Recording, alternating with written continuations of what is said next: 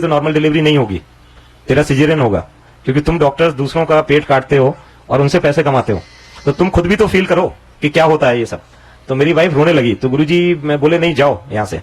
तो जैसे ही थोड़ी दूर गई फिर गुरुजी ने वापस बुलाया, तो गुरुजी ने बोला कि आपके मेल मुंडा होगा और नॉर्मल डिलीवरी होगी। तो मेरी वाइफ एकदम पैरों पे वो हो गई और 30 जून 2000 डिलीवरी का टाइम आ गया। तो हमारे बहुत सारे डॉक्टर फ्रेंड्स थे साथ में डिलीवरी के टाइम में। तो जैसे ही टाइम आया तो वो डॉक्टर सीजरियन के लिए कंसेंट मांग रहे थे। मैं गुरुजी की फोटो रखता हूँ अपने पर्स में, तो मैंने गुरुजी की फोटो से बात की। मैंने कहा गुरुजी ये हमारी वाइफ का सीजरियन करने वाले हैं और आपने ब्लेस किया है कि ये नॉर्मल डिलीवरी होगी, मैं तो कंसेंट पर साइन नहीं करूंगा चाहे कुछ भी हो जाए। तो एज लाइक दैट मैंने बताया ना, we used to be surrender. And पहला स्टेप गुरुजी से कुछ भी लेने या पाने या मांगने का सरेंडर है। अंटिल अनलेस आप में इफ एंड बट चलते रहेंगे, it is मियर wastage of time and मियर wastage of your energy and मियर wastage of your everything. And वो गुरुजी कई बार कहते थे कि आदमी अपनी पात्र की पात्रता नहीं देखता। गुरुजी तो हम लोगों से डिस्कशन करते थे, बात करते थे, शेयर करते थे, हम लोग कुछ भी हम कह सकते थे, ऐसा गुरुजी का स्नेह था। तो गुरुजी कहते थे कि कोई अपना पात्रता नहीं देखता डॉक्टर साहब, कि आदमी में एक गिलास में छेद कर दीजिए आप कई सारे, आप उसमें पानी कैसे रोक लेंगे, पानी रुकेगा नहीं। तो आदमी अपनी पात्रता नहीं देखता। आदमी कहता है कि मैं एक बार आया तो मेरा काम हो गया, मैं 100 बार आया तो मेरा काम नहीं हुआ। आप अपने को खंगालिए, अपने हृदय को देखिए, अपने दिल को देखिए, अपनी पात्रता को देखिए, अपने सरेंडरेंस को देखिए। विश्वास मानिए ये केवल एक जगह मैंने अपने वर्ल्ड में देखी है। मैं 1000 स्पिरिचुअल लोगों को जानता हूं, आप जिसका नाम लीजिए मैं उनके साथ बैठा हुआ हूं। इस्कॉन के चीफ के साथ, स्वामी नारायण के चीफ के साथ, आप जिसका नाम लीजिए, हम सबके साथ प्रभु की लीला और गुरुजी के आशीर्वाद से, गुरुजी ने जहां बिठा रखा है उस कृपा से हम हर जगह बैठे हुए हैं। ऐसी संगत जहां रिक्शे वाले से लेके मिनिस्टर और मिनिस्टर से लेके प्राइम मिनिस्टर सब एक प्लेटफॉर्म पे बैठते हो, सबको एक भाव, एक नजर और एक संभाव से देखा जाए, ऐसा अगर कोई स्थान आपको पता है तो आप हमें बताइए। और मैं विश्वास दिलाता हूं आपको, ऐसी ना जगह कहीं है ना मिलेगी जहां पे आपके रिलेटिव, आपके रिश्तेदार छोटे पड़ जाएंगे और गुरुजी की संगत के लोग आपके काम आएंगे। और गुरुजी ने सब में जो स्नेह और प्यार महसूस किया है, आप विश्वास मानिए गुरुजी इस समय यहीं पर है। आप फील करिए, आप फील करिए, सब गुरुजी यहीं है। गुरुजी इस समय इस जगह पे है, विराजमान है। आप विश्वास के साथ इस बात को फील करिए। गुरुजी जरूरी नहीं किसी से बात करते हो, गुरुजी जरूरी नहीं किसी से कोई बात नहीं हो पाए। ऐसे ऐसे एग्जाम्पल हैं जो बैठ के चले जाते थे चुपचाप आश्रम में और उनके काम हुए हैं। फिर गुरुजी उनसे कहते थे यार मिठाई तो खिलवा दो भाई, तेरा ये काम हो गया अंकल, तूने बताया नहीं। सोचिए आप, तो ऐसे ऐसे लोग हैं, मिरेकल हैं कि गुरुजी ने उनको बताया। उसके बाद जो है हमारी वाइफ का ये प्रेगनेंसी हो गई, कंप्लीट हो गई और वो नॉर्मल डिलीवरी हो गई। उसके बाद गुरुजी ने मेरे से मुश्किल से 3 महीने बाद बोला कि डॉक्टर साहब मुंडे ले लो एक और। मैं कहा गुरुजी अभी तो हम दोनों वर्किंग हैं, ये तो बड़ी समस्या की विषय है। गुरुजी बोले भाई अगर अभी नहीं लिए तुमने तो फिर तुम्हें 2 लेने पड़ेंगे, तेरे को 2 मुंडे लेने पड़ेंगे। तो मैं कहा गुरुजी हमसे मजाक करते थे कई बार, तो हमें लगा ऐसे ही मजाक में कह रहे हैं गुरुजी, बट वो 8 साल बाई प्रैक्टिस में थी, मैं वीआईपी ड्यूटी में था, तो ऐसे ही निकल गया। एंड बिलीव मी 2007 को प्रेगनेंसी हुई, 26 अगस्त 2007 को बच्चे ट्विंस पैदा हुए और ट्विंस बच्चे पैदा हुए और 7 मंथ्स में हुए। मिरेकल है गुरुजी का, विश्वास मानिए। हमारी मेडिकल साइंस फेल है और गंगाराम में एडमिट कराए, 7 महीने में बच्चे हुए। विश्वास मानिए एक दिन भी आईसीयू नहीं गए। And the children are here, I have brought them together. You see the children, they are so sharp, intelligent and ये कोई शक्ति नहीं है। एक दिन गुरुजी बोले भाई तुम डॉक्टर हो, मेरा अल्ट्रासाउंड कराओ आज। तो मैं जैन गाड़ी थी मेरे पास, तो बोले भाई जैन लगाओ डॉक्टर तुम गाड़ी। तो मैं एकदम परेशान सा हो गया, मैंने कहा यार गुरुजी मेरी गाड़ी में कहां बैठेंगे, मैं चित विचित सा हो गया थोड़ा। थोड़ी देर में गुरुजी पैदल आए। तो गुरुजी कभी भी, आप लोग को शायद पता नहीं हुई, मैंने आंखों से देखा है, गुरुजी कभी भी घूमते थे तो उनके पैरों पे धूल नहीं लगती थी, मिट्टी नहीं लगती थी। ये बिल्कुल मैंने अपनी आंखों से देखा हुआ है। हम लोगों ने मजाक में अपने एक्सपेरिमेंट किए हुए हैं गुरुजी के साथ। गुरुजी के जूते उतार के अपनी शर्ट पर रगड़ दिया देखने के लिए। सोचिए आप, गुरुजी ने इतना ज्यादा, गुरुजी को कुछ नहीं, एक शुद्ध आत्मा चाहिए थी। गुरुजी को कोई पैसे वाला नहीं रजा पाया, कोई कुछ नहीं रजा पाया, तो गुरुजी का मैं अल्ट्रासाउंड कराने चल दिया। मेरे मन में विचार आया कि आज तो अपने गुरुजी बड़ी परीक्षा ले रहे हैं, लेकिन पता नहीं गुरुजी की बातें हम लोग सरेंडर से करते थे। मैं पहुंच गया आर्मी हॉस्पिटल, आरआर हॉस्पिटल। मेरे को लगा ये सरकारी आदमी या प्राइवेट तो बदमाश होते हैं, ये कुछ गड़बड़ कर देंगे, तो आर्मी वालों के पास चलते हैं। तो वहां हमारे लिंक में लोग थे, तो हम पहुंच गए। एक और अंकल थे आर्मी के, तो गुरुजी उनसे बोले भाई तुम बात करो जल्दी से, मेरे पेट में दर्द है, अल्ट्रासाउंड करो जब तक मैं डॉक्टर साहब के साथ टहल रहा हूं। तो गुरुजी बड़ी फास्ट चल रहे थे उस पूरे लॉन में, हाफ पैंट में, शॉर्ट में। तो जैसे वो डॉक्टर आया तो उसने बोला भाई पेशेंट कौन है। तो मैंने जैसे ही लिटाया तो जैसे डॉक्टर्स की फीलिंग होती है ना, बोले इसकी शर्ट हटाओ। मैं कहा मेरे गुरुजी हैं, थोड़ा आराम से बात कर लीजिए आप।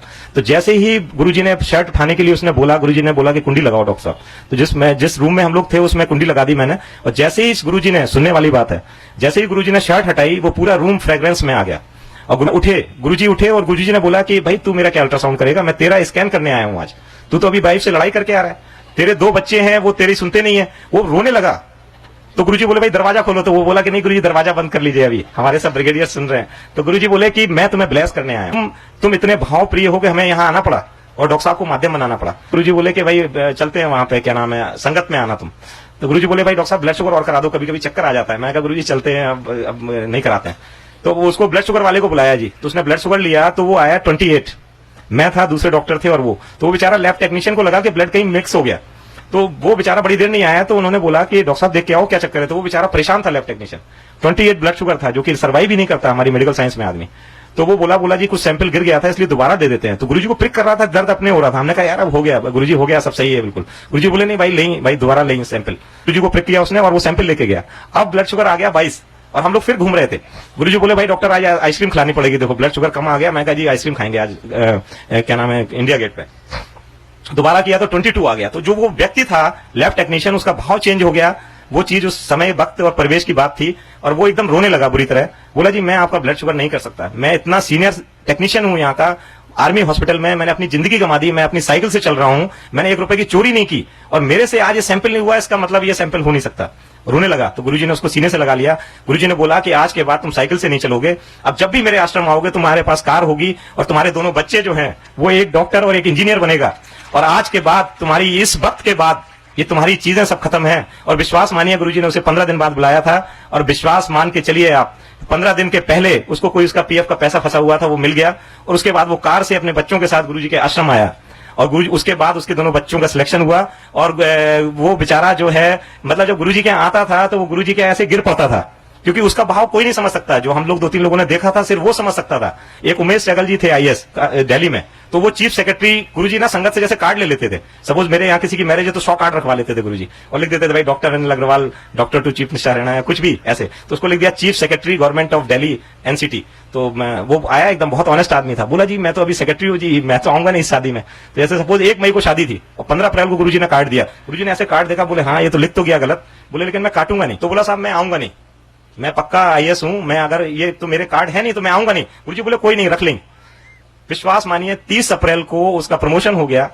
30 अप्रैल की रात में वो गुरुजी की संगत में आए तो गुरुजी ने पहला सेंटेंस इतने दिन बाद उनसे यही किया, भाई अंकल कल आ रहे हैं ना भाई शादी में।